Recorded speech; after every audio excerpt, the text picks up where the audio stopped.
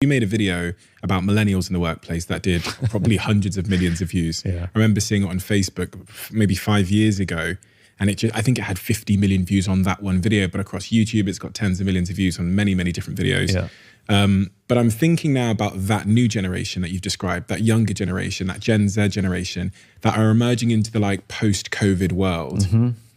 What is the workplace for them? How do I as a leader make sure that if I'm hiring Gen Z, and I've got a couple even in this room that work in my company, what have we got to know about them and do to make sure that they thrive, stay motivated, and achieve their goals? This is my own bias. I don't like the conversation of strengths and weaknesses.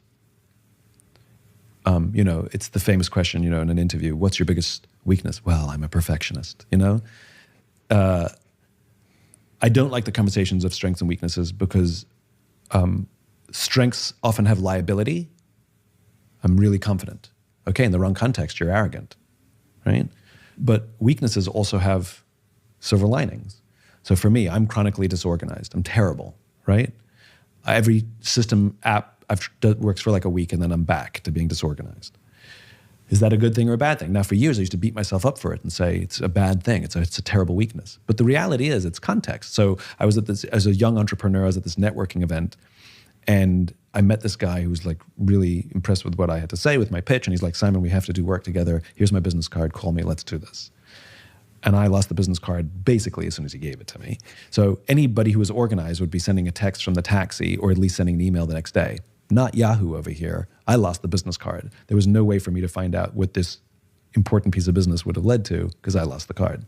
2 weeks later, I found the business card at the bottom of a briefcase. So I emailed him and said, hey, do you remember we met 2 weeks ago? I'd love to reconnect and see if we can work together still. He wanted to work with me more because he thought I was busy. So strength or weakness? The answer is it depends. Now, in general, yes, it is a weakness, it's a liability, and it causes me great stress. But not always is the point. And so, yes, it's important for us to understand our characteristics that we exhibit, of which some of them in certain contexts are huge strengths, and some of the exact same characteristics in the wrong context are huge weaknesses, right? So we have to be very careful when we label people or generations as being strong or weak, because the answer is it depends. Okay, so that's the preface. So when we talk about this young generation, the Gen Z generation, they exhibit many of the same characteristics as the previous generation, but they're quite different in the sense that they're very activist, right? So, for example, in the 1950s and 60s, people hated their jobs back then too. They just went to work every day and just suffered in silence. By the time you get to the 80s and 90s, people hated their jobs, but then they'd at least start talking about it around the office, saying, this job kind of sucks a little bit.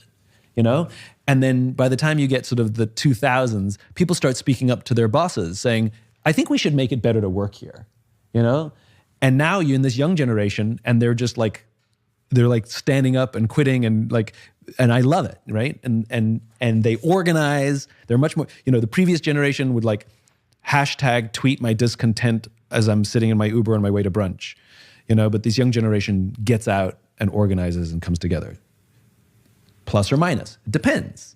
Sometimes it's a huge strength, the fact that they have that kind of energy. But sometimes, as we've talked about as well, they also have the energy to quit instead of having an uncomfortable conversation.